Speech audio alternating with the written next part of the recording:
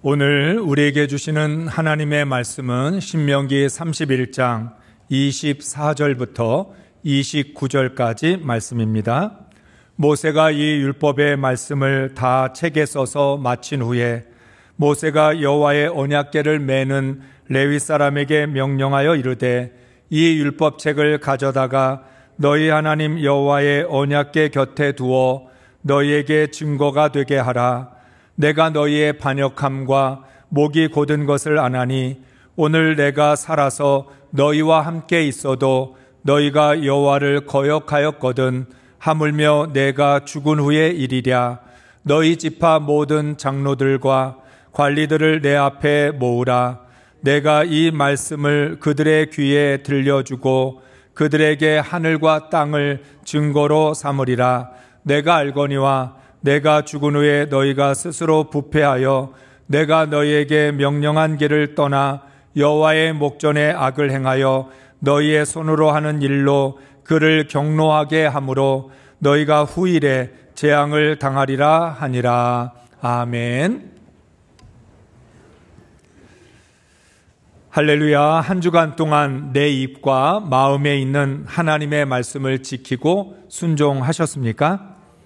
하나님을 사랑하고 청종하며 의지하셨습니까? 우리는 분명히 하나님을 사랑하고 평생 말씀을 들어왔는데 여전히 말씀이 어렵고 멀게 느껴지는 것은 무엇 때문일까요? 여러분은 하나님의 말씀이 어렵습니까? 쉽습니까? 어렵죠? 왜 어려울까요?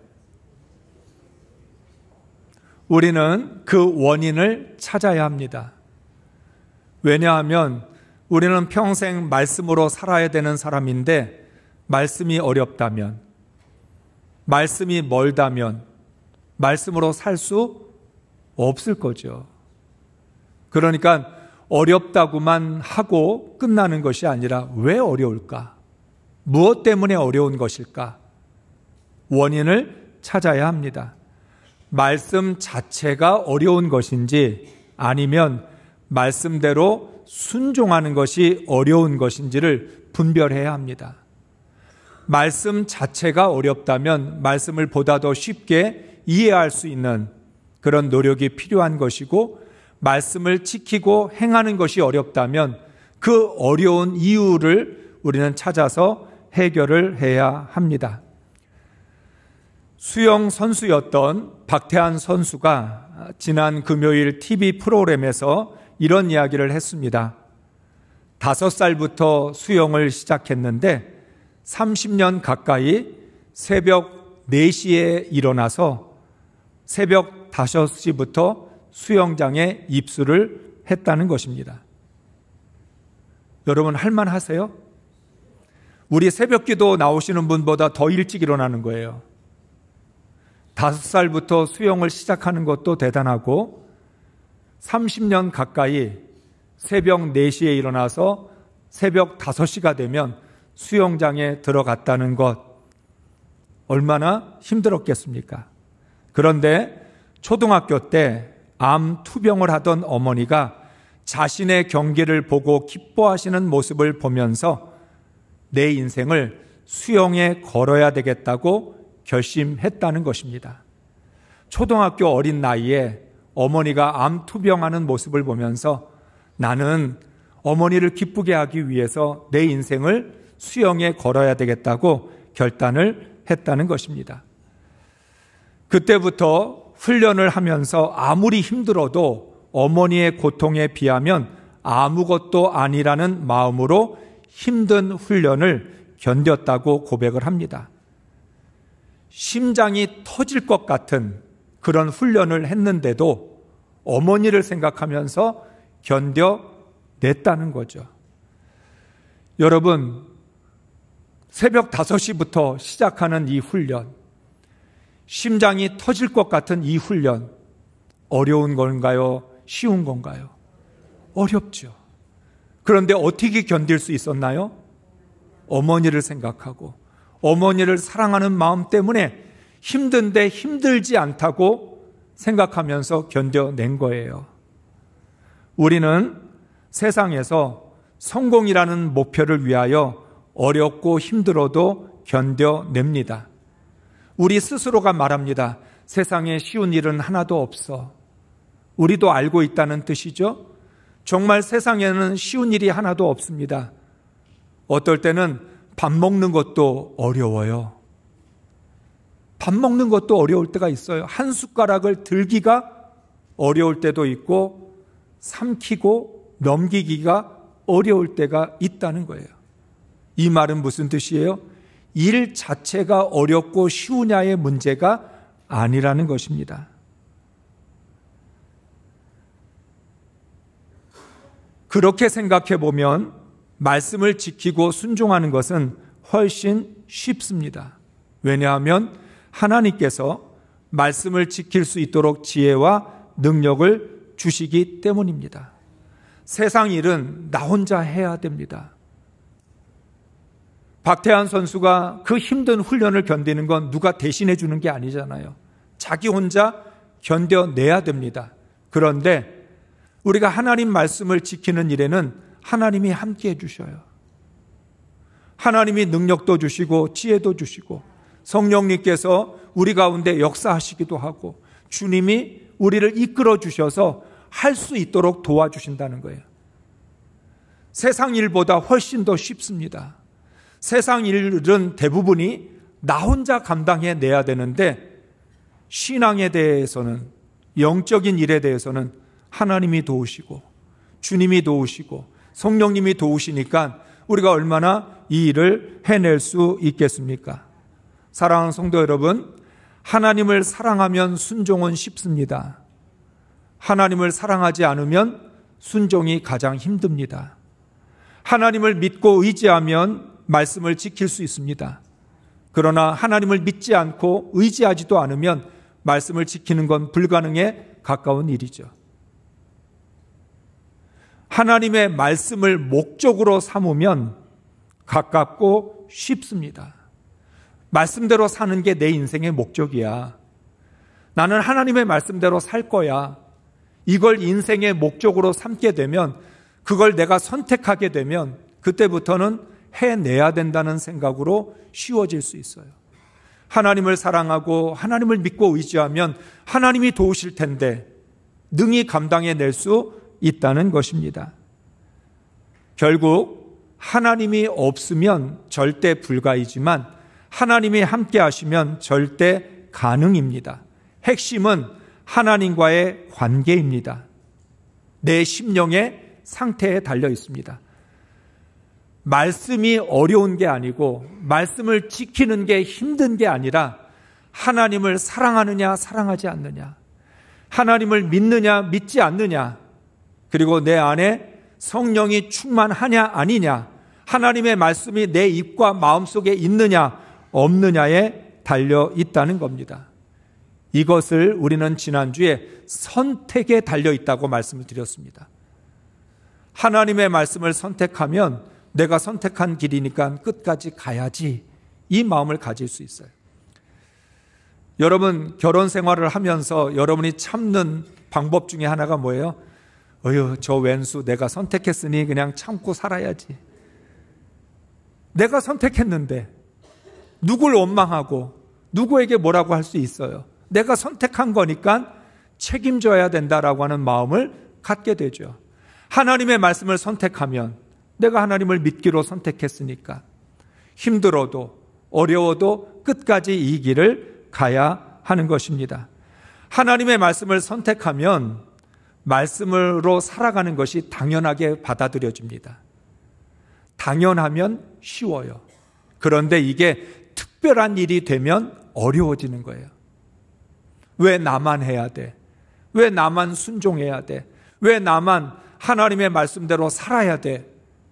그게 나에게 있어서 특별한 일이 되어버리면 힘든 일이 된다는 거예요. 그런데 하나님의 말씀대로 사는 거 당연하지. 주일 예배를 드리는 거 당연하지. 내가 하나님의 말씀대로 읽고 묵상하면서 순종하는 거 그거 당연해라고 받아들이면 쉬워져요. 그런데 주일 예배를 지키는 거, 오늘도 또 주일 예배 가야 돼? 오늘도 또 기도해야 돼? 오늘도 또 말씀을 읽고 묵상해야 돼? 이렇게 되면 가장 힘든 일이 되어져요. 여러분이 가정 안에서 부모가 자녀를 키우는 거 쉬워요? 어려워요? 대답하기 곤란해요? 비밀이에요? 부모가 자녀를 키우는 거 어려울 수도 있고 쉬울 수도 있어요. 그런데 어떨 때 어렵고 어떨 때 쉬워요?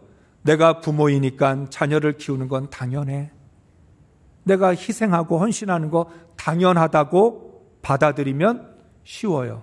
그런데 왜 내가 이렇게 희생해야 돼? 왜 내가 이렇게 참아야 돼? 왜 내가 나를 포기해야 돼? 특별한 마음을 갖게 되면 그때부터는 힘들어질 수밖에 없습니다. 하나님은 이스라엘이 제사장 나라 거룩한 백성이 되기를 원하셨습니다. 그래서 율법과 제사를 주셨습니다. 거룩한 백성은 율법을 지켜야 하고 제사장 나라는 하나님을 예배해야 합니다. 이게 당연합니다. 거룩한 백성이니까 율법을 지키는 거 당연해. 제사장 나라이니까 하나님을 예배하는 거 당연하지. 이 가나안 땅을 하나님이 주셨으니까 하나님을 섬기며 사는 건 당연해. 당연하다고 받아들이면 율법을 지키는 것도 쉬워지는 거고 하나님을 예배하는 것도 쉬워집니다. 그런데 이스라엘 백성들 마음속에 이 땅을 하나님이 주셨나? 우리가 여기까지 들어왔지. 우리가 싸웠지. 우리가 해왔지. 라고 생각하면 왜 우리는 하나님을 예배해야 돼? 왜 율법을 지켜야 돼? 라고 하는 이게 특별한 것처럼 느껴지게 되는 거죠. 이스라엘 백성은 가나안에서 아무것도 신경 쓰지 않아도 됩니다. 오직 율법을 지키고 하나님을 예배하는 일에만 집중하면 됩니다. 그런데 이스라엘 백성은 그 중요한 율법과 제사를 제외하고 다른 일에 신경을 쓰기 시작합니다. 쓸데없는 호기심으로 가나안을 망하게 했던 그 신을 섬기게 됩니다. 가나안의 문화와 풍습을 쫓아갑니다. 점점 더 이스라엘 백성들의 입에 있었던 하나님의 말씀이 멀어지기 시작합니다. 이스라엘 백성들의 마음속에 있던 하나님의 말씀이 지워지게 됩니다. 그렇게 되니까 하나님을 섬기는 일이 껍데기만 남고 알맹이는 사라져버렸습니다. 이스라엘은 하나님이 경고하신 대로 망할 수밖에 없습니다. 하나님이 원하셔서가 아니라 이스라엘의 선택 때문에 망합니다. 여기에서 하나님의 고민이 시작됩니다. 하나님은 하나님이 택하신 백성을 망하게 내버려둘 수 없었습니다. 그렇다고 이스라엘의 불의와 불순종을 모른 척 할 수도 없었습니다. 이스라엘 백성들이 망한다고 그대로 내버려두기도 어렵고 그렇다고 이스라엘 백성들이 저지른 불의와 불순종을 눈 감아줄 수도 없었습니다. 하나님은 반드시 심판을 하셔야 합니다. 이스라엘이 반드시 망한다는 말씀은 이스라엘이 망하기를 원한다는 뜻이 아닙니다. 반드시 심판을 받아야 할 상황이 온다는 뜻입니다. 하나님은 우리가 망하기를 원하지 않으셔요. 그런데 우리의 죄로 말미암아 우리를 심판하실 수밖에 없는 상황이 오게 돼요. 여러분이 자녀들을 꾸짖고 싶지 않아요. 자녀들에게 매를 들고 싶지 않아요. 그런데 매를 들 수밖에 없는 상황이 온다면 얼마나 괴롭겠습니까? 그러니까 부모가 자녀에게 너 그렇게 하면 혼난다라고 경고를 하는 거죠. 하나님도 마찬가지여서 나는 너희들 망하게 하고 싶지 않아. 너희들 심판하고 싶지 않아. 너희들이 심판을 받을 만한 상황을 만들지 않기를 원하셔서 경고를 수도 없이 하셨습니다. 그럼에도 불구하고 이스라엘은 하나님의 경고를 무시합니다. 하나님이 선택할 수 있는 것은 이스라엘이 망한 다음에 어떻게 하느냐는 것밖에 없습니다. 이스라엘 백성들이 하나님의 경고를 받아들이지 않으니까 이제는 망할 수밖에 없어요. 심판을 받는 것밖에 없어요. 그러면 하나님의 선택은 한 가지만 남아요. 망한 이스라엘 백성을 어떻게 할 건가? 하나님은 어떤 조건도 걸지 않으십니다. 오직 하나님의 말씀이 기억날 때 즉시 돌아오기만 하면 회복시켜 주시겠다 약속하십니다. 나는 너희들이 망하기를 원하지 않았기 때문에 너희의 죄로 말미암아, 너희의 불의로 말미암아 망했다 하더라도 나는 그대로 내버려 둘 수 없어. 그러니까 너희들이 하나님 말씀을 기억하고 회개하며 돌이키면 회복은 내가 책임져 주겠다 말씀을 하십니다. 이스라엘은 하나님의 말씀을 선택하기만 하면 됩니다. 어렵지 않아요. 회복이 어렵지 않습니다. 이스라엘 백성들이 다시 예루살렘으로 돌아가는 것 어렵지 않아요. 이스라엘 백성은 그 마음을 돌이키면 되는 거예요. 그러면 하나님께서 그 먼 곳에서 이스라엘 백성을 예루살렘까지 인도해 주실 것이고 흩어진 백성들을 모으실 것입니다. 그러나 아무리 하나님이 모든 것을 책임져 주셔도 이스라엘이 돌아오지 않으면 소용이 없습니다. 이스라엘 백성들이 돌이켜야만 회복이 있다는 거예요. 만일 돌아오는 시간이 늦어지면 이스라엘 백성만 손해입니다. 조금도 지체하지 말고 바로 돌아와야 합니다. 너희 마음만 돌이키면 된다고 했으니까 마음을 즉시 돌이켜야 이스라엘은 회복할 수 있는 거죠.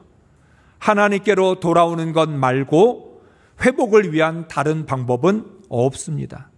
다른 방법을 찾아서 헤매면 고통만 길어집니다. 사랑하는 성도 여러분, 우리도 마찬가지예요. 이스라엘만 망하는 게 아니라 우리도 망해요.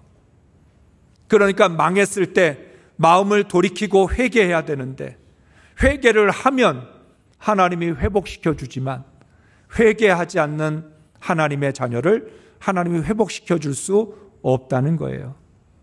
하나님은 반드시 망하게 될 이스라엘을 위하여 신명기 31장에서 아주 중요한 한 가지를 말씀하십니다. 지금까지도 하나님은 계속해서 이스라엘 백성들 망하지 않기를 바라셔서 말씀을 잘 지켜라, 하나님 말씀대로 살아라 권면도 하고, 또 너희들 그렇게 하면 반드시 망할 것이라 경고도 주시고, 설사 망했다 할지라도 마음을 돌이키면 회복시켜 주시겠다까지 말씀하셨는데 이것도 부족해서 하나님은 한 가지를 더 말씀합니다.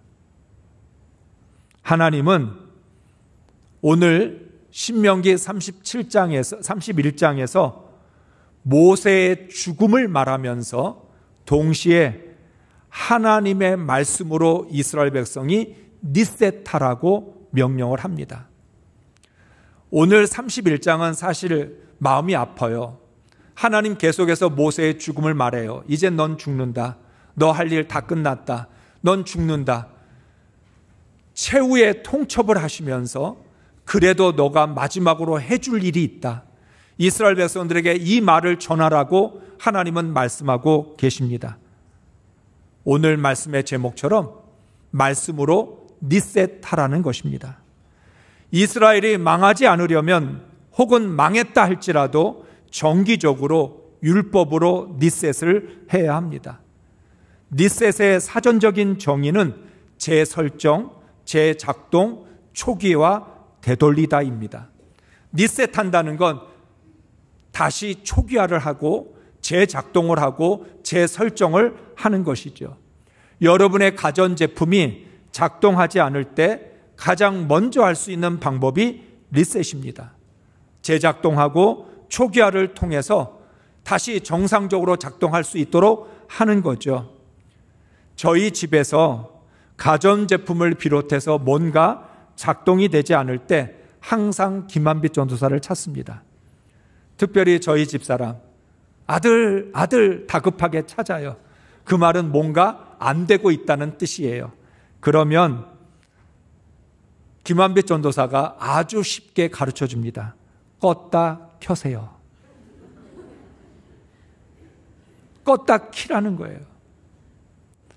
어떤 다른 방법보다 가장 빠른 방법이 껐다 키는 것이라는 거예요.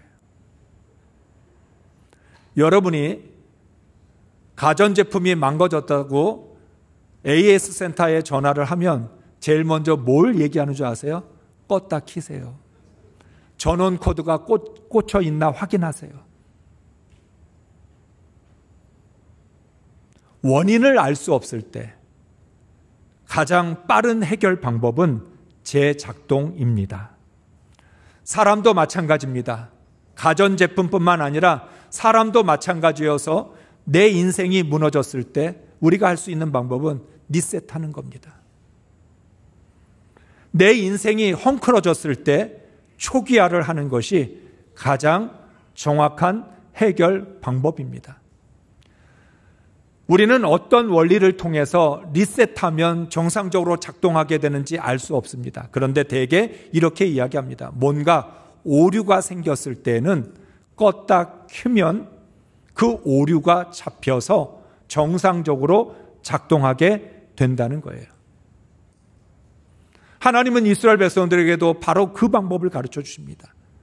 너희가 무너졌을 때, 망했을 때 너희는 다시 가나안을 들어갔던 그때에 처음으로 초기화를 하고 재설정하고 재작동을 하라고 말씀합니다. 하나님은 이스라엘을 위하여 리셋하는 법을 가르쳐 주십니다. 9절부터 11절까지 말씀을 읽습니다. 또 모세가 이 율법을 써서 여호와의 언약궤를 매는 레위 자손 제사장들과 이스라엘 모든 장로에게 주고 모세가 그들에게 명령하여 이르기를 매 7년 끝에 곧 면제년의 초막절에 온 이스라엘이 내 하나님 여호와 앞 그가 택하신 곳에 모일 때에 이 율법을 낭독하여 온 이스라엘에게 듣게 할지니. 아멘. 매 7년마다 면제년이 될 때, 안식년이 돌아올 때, 초막절에 모든 이스라엘 백성을 한 자리에 모이게 해서 이 율법의 말씀을 낭독해서 듣게 하라는 것입니다. 무엇을 위해서? 리셋을 위해서, 초기화를 위해서, 다시 재설정, 재작동을 위해서 모든 백성이 7년마다 초막절에 한 자리에 모여 하나님의 율법의 말씀을 들으면서 과연 우리는 지난 6년 동안 하나님의 말씀을 제대로 지켰는지, 하나님의 질서 안에서 살아왔는지, 하나님의 뜻대로 살았는지를 점검하고 확인하라는 거예요. 7년뿐만 아니라 하나님은 오늘 안식일을, 주일을 통해서 한 주간을 리셋하라고 말씀합니다. 우리는 주일 예배를 통해서 하나님의 말씀을 받습니다. 그 말씀으로 한 주간을 살아가려고 하는데 우리는 하나님 말씀대로 살지 못합니다. 이유가 무엇이죠? 급한 일 때문에, 바쁜 일 때문에, 먹고 사는 일상생활 때문에 하나님의 말씀이 계속해서 뒷전으로 밀려나게 되고, 그래서 우리는 하나님의 말씀을 지키는 것보다 내 인생을 지키는 것을 더 신경 쓰다가 하나님 말씀 지키지 못하게 됩니다. 그러면 주일 예배를 통해서 헝클어졌던 내 삶을, 한 주간 동안 무너졌던 내 영적인 삶에 대해서 그것을 초기화하고 재설정해서 리셋을 하라고 하는 말씀입니다. 하나님의 말씀대로 살지 못하면 우리 인생은 헝클어지게 되어 있어요. 내 마음과 생각은 심란하게 됩니다. 그럴 때 하나님과 멀어집니다. 다시 말하면 헝클어진 걸 내버려 두면서, 고장난 걸 알면서도 방치해 두면, 그러면 점점 하나님과 멀어지다가 결국은 망하게 되는 거죠. 그래서 하나님 말씀합니다. 하나님의 말씀으로 리셋해서 하나님의 질서를 회복하라는 거예요. 여러분이 청소를 하는 중요한 이유가 무엇이죠? 지저분하고 더러운 걸 치우는 게 중요한 게 아니라 정리정돈을 하는 겁니다. 정리정돈을 해서 모든 것이 제자리를 잡아야 생활이 편해져요. 막 헝클어져서 뒤죽박죽 뭐가 어디에 있는지도 모르고 막 집안이 어질러져 있으면 그러면 우리는 아무것도 할 수 없게 됩니다. 그러니까 청소의 가장 중요한 목적은 지저분한 걸 치우는 것이기도 하고 더러운 걸 갖다 버리는 것이기도 하지만 그보다 더 정리, 정돈을 해서 내가 생활하기에 편하게 만드는 것이라는 거예요. 하나님은 이스라엘 백성들에게 말합니다. 반드시 너희들이 가나안에서 살다 보면 너희의 삶은 어질러진다. 너희의 삶은 뒤죽박죽이 되고 엉망진창이 된다. 무엇으로, 어떤 기준으로 리셋할 수 있겠느냐? 그것은 말씀밖에 없다. 하나님이 주신 명령, 하나님의 율법으로 재작동하고 재설정해서 초기화를 시켜야만 너희들이 정상적으로 거룩한 백성, 제사장 나라로 살아갈 수 있다는 것입니다. 이스라엘 백성들은 그래서 안식일, 안식년, 희년 이러한 날들마다 정기적으로 하나님의 말씀을 낭독하고 들으면서 리셋을 했던 것입니다. 혹시라도 우리가 하나님의 말씀을 왜곡하거나 변질시키지는 않았는지, 우리가 하나님과 너무 멀리 떨어져 있는 것은 아닌지, 우리가 지금 멸망의 길로 가고 있지 않는지 자기 자신들을 점검하며 되돌려야 한다는 거죠. 하나님의 법으로 세워진 하나님의 나라가 사랑과 공의로 다스려지고 있는지를 구체적으로 점검해야 합니다. 이스라엘이 율법을 지키지 못하고 엉망진창이 되었다면 말씀으로 초기화를 해야 합니다. 하나님이 이스라엘 백성을 왜 가나안에 들어가게 하셨는지를 기억해야만 하는 거죠. 우리는 왜 가나안 땅에 들어왔는가? 하나님은 왜 우리에게 이런 은혜와 축복을 베풀어 주셨는가? 하나님이 말씀을 주신 목적이 무엇인지를 기억하면서 하나님의 말씀을 들으면서 그걸 기억해내고 다시 시작을 해야 한다는 거죠. 안식년과 희년이 되면 종들은 다시 돌아가게 하고 빚을 탕감 면제해주고 그게 목적이 아니라는 거예요. 더 중요한 건 말씀으로 다시 재설정하고 초기화를 통해서 하나님이 가나안을 주신 목적, 이스라엘 백성들이 이 땅에서 살아가는 이유, 이것들을 점검하고 확인하는 것이 리셋의 의미라는 거죠. 하나님은 모세에게 계속해서 죽을 기한이 가까워왔다고 최후의 통첩을 하면서 모세를 통하여 이스라엘에게 마지막 명령을 내리게 하십니다. 19절부터 21절 메시지 성경으로 있습니다. 이제 너희는 이 노래를 옮겨 적은 다음 이스라엘 백성에게 가르쳐서 외워 부르게 하여라. 그러면 이 노래가 그들에게 나의 증언이 될 것이다. 내가 그들의 조상에게 약속한 젖과 꿀이 흐르는 땅으로 그들을 이끌고 들어가면 그들이 배불리 먹고 살이 쪄서 다른 신들과 바람을 피우고 그것들을 섬기기 시작할 것이다. 사태가 악화되어 끔찍한 일들이 일어난 뒤에야 그들 곁에서 이 노래가 증언이 되어 그들이 누구이며 무엇이 잘못되었는지 일깨워 줄 것이다. 그들의 후손이 이 노래를 잊지 않고 부를 것이다. 내가 약속한 저 땅에 그들이 아직 들어가지 않았지만 나는 그들이 무슨 생각을 품고 있는지 다 알고 있다. 아멘. 하나님이 말씀합니다. 아직 이스라엘 백성들이 가나안 땅에 들어가지 않았지만 그들이 무슨 생각을 품고 있는지 다 알고 있다. 하나님은 이스라엘 백성들의 생각을 다 알고 계십니다. 이스라엘의 미래도 알고 계십니다. 알고 계시기 때문에 내버려 둘 수 없었습니다. 그래서 안식일과 안식년, 희년이 올 때마다 말씀으로 니세타라고 명령을 하셨고, 하나님 경외하기를 다시 배워라. 어떻게 해야 하나님을 경외할 수 있는지, 어떻게 해야 우리가 하나님을 섬길 수 있는지를 다시 초기화하라고 말씀하셨습니다. 지난번에도 말씀을 드렸지만 요시야 왕이 하나님의 말씀으로 니셋하는 걸 가장 잘 보여줍니다. 성전을 수리하던 중에 신명기의 두루마리를 발견했을 때 그 말씀을 읽게 하고 온 백성을 불러 모아 그 말씀 앞에 그것을 듣고 회개하게 만들었습니다. 우리가 하나님 말씀 지키지 않았구나.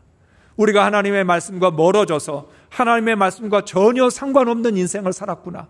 그래서 요시야 왕의 종교 개혁을 한마디로 말하면 하나님의 말씀으로 초기화하는 것이요. 다시 되돌아가자. 하나님이 우리에게 왜 가나안에 들어가기도 전에 이 신명기의 말씀을 주셨는지, 하나님이 왜 우리에게 율법을 주셨는지를 우리가 이것을 기억하라고 했던 것이지요. 하나님은 이스라엘의 불순종과 반역을 아시기에 막아야 했습니다. 하나님은 막기 위해서 언약이 담겨 있는 노래, 하나님의 명령을 기억할 수 있는 노래를 이스라엘 백성에게 가르쳐 외워 부르게 하라고 말씀하십니다. 여러분, 오늘 우리가 부르는 찬송, 우리가 부르는 노래는 우리를 위로하기 위해서 대개 부르는 찬송일 때가 많습니다. 그런데 하나님이 주신 찬송은 뭐였느냐? 언약을 기억하기 위한 노래, 하나님의 율법을 기억하기 위한 노래, 이스라엘을 회복시키기 위한 노래, 리셋하기 위한 노래였다는 거예요. 그래서 이제는 노래를 만들어서라도 이 노래를 가르쳐 외워 부르게 하면서 하나님의 말씀에서 떠나지 않도록 하라는 겁니다. 더 나아가 이스라엘 백성들이 망했을 때 그들이 무엇이 잘못되었는지 일깨워 주기 위해서 이 노래가 증언이 될 것이라고 말씀하고 있습니다. 언약이 담겨 있는 노래는 하나님을 위한 노래이자 이스라엘을 위한 노래입니다. 이스라엘 백성들로 하여금 무엇을 잘못했는지, 왜 망했는지, 지금 자신들의 삶의 문제가 어떻게 일어난 것인지를 깨닫게 만들어주는 노래라는 거죠. 하나님은 이스라엘이 망하지 않도록 율법과 노래를 주십니다. 율법과 노래는 망했을 때 리셋할 수 있는 장치입니다. 또한 하나님은 이 율법을 언약궤 곁에 두어 증거로 삼게 합니다. 증거까지 남겨둡니다. 너희들 이 증거를 기억해서 언제든지 너희들이 망하면 하나님의 말씀으로 리셋하라고 명령을 하고 계십니다. 모세는 모든 장로와 관리들을 불러 모아 직접 하늘과 땅을 증거로 삼아 하나님의 말씀을 그들의 귀에 들려줍니다. 29절입니다. 나는 압니다. 내가 죽은 뒤에 당신들은 스스로 부패하여 내가 지시하는 길에서 벗어날 것이요, 당신들이 주님 앞에서 악한 일을 하고 당신들이 손대는 온갖 일로 주님을 노엽게 하다가 마침내 훗날에 당신들이 재앙을 받게 될 것이요. 아멘. 31장 마지막에 해당되는 29절, 물론 30절이 있지만 이건 32장 노래의 시작입니다. 그래서 29장 9절을 마지막으로 보는데 모세도 뭐라고 얘기해요? 나도 안다. 하나님만 아시는 게 아니라 이젠 나도 안다. 너희들이 하나님을 반역할 거라는 거, 내가 가르쳐주고 인도한 대로 순종하지 않을 것이라는 거 나도 안다. 그래서 너희가 하나님을 노엽게 하다가 재앙을 받게 될 것이라고 말씀하고 있습니다. 모세는 그럴지라도 이스라엘의 회복을 간절히 소망합니다. 알면서 하나님의 말씀을 그대로 전하는 모세의 마음에는 이스라엘을 향한 안타까움과 망하지 않기를 바라는 사랑이 담겨져 있습니다. 모세는 오늘 자기의 죽음을 눈앞에 두면서 어떤 다른 유언을 남기는 게 아니라 하나님의 경고를 유언으로 남깁니다. 안식년이 올 때마다 하나님의 말씀으로 리셋해라. 하나님의 언약과 율법을 노래로 만들어 외워서 부르게 해라. 이 말씀을 언약궤 곁에 두고 증거로 삼아라. 이 말은 무슨 뜻이에요? 절대로 말씀을 떠나지 마라. 그게 너희의 살 길이라고 말씀하고 있습니다. 구원받은 그리스도인들도 복음으로 리셋해야 합니다. 오늘 주일 예배를 통해서 여러분은 복음으로 리셋해야 합니다. 십자가와 부활이 기준입니다. 언제든지 십자가와 부활로 초기화해야 되고 재설정해야 됩니다. 오늘 우리가 부르게 될 찬송가 456장, 그 손 못자국 만져라. 그 손 못자국을 만진다라고 하는 말은 복음으로 리셋하라고 하는 말씀이기도 합니다. 내 삶의 방향이 복음과 일치하지 않는다면 과감하게 초기화해야 합니다. 가정과 교회, 개인과 나라도 마찬가지입니다. 문제의 원인을 정확하게 찾지 못했다면 하나님의 말씀으로 재작동해야 합니다. 그리스도인들은 한 주간 동안 날마다 복음을 노래하고 증거로 삼아야 합니다. 일상생활에서 망하지 않도록 하나님의 경고를 귀담아 들어야 합니다. 이스라엘 백성만 망하는 게 아닙니다. 우리는 한 주간 동안도 망할 수 있어요. 영적으로 또는 실제 삶에 있어서 망할 수 있어요. 하나님이 이스라엘 백성들에게만 주시는 경고가 아니에요. 가나안 땅에서만 망하는 게 아니에요. 지금 내가 있는 이 삶의 자리에서 망할 수 있고, 우리의 인생이 무너질 수 있고, 가정이 무너지고, 교회가 무너지고, 나라가 무너질 수 있어요. 어떻게 되살려내요? 방법은 하나님의 말씀으로 초기화하고 복음으로 재설정하고 재작동하는 것만이 회복의 길이라는 거죠. 우리는 저주를 받기 위하여 구원을 받은 것이 아니라 복을 받고 하나님께 영광을 돌리기 위해 구원을 받았습니다. 그러므로 이스라엘이 안식일, 안식년, 희년의 율법으로 리셋한 것처럼 우리들도 정기적으로 복음으로 리셋을 해야 합니다. 실패했을 때는 언제든지 하나님의 말씀으로 리셋을 해야 회복할 수 있다는 걸 기억해야 합니다. 우리 모두 말씀으로 복음으로 리셋해서 끝까지 구원을 지키고 완성해 갈 수 있기를 주의 이름으로 축복합니다.